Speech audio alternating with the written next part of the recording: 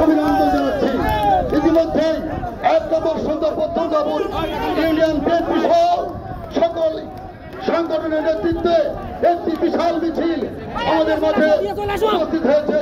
আমরা উপজেলা পৌর বিএনপির পক্ষ থেকে সকল মিছিলকারীদেরকে আমরা অভিনন্দন জানাচ্ছি। পরিস্থিতি 2018 সালের জাতীয় সংসদ নির্বাচনের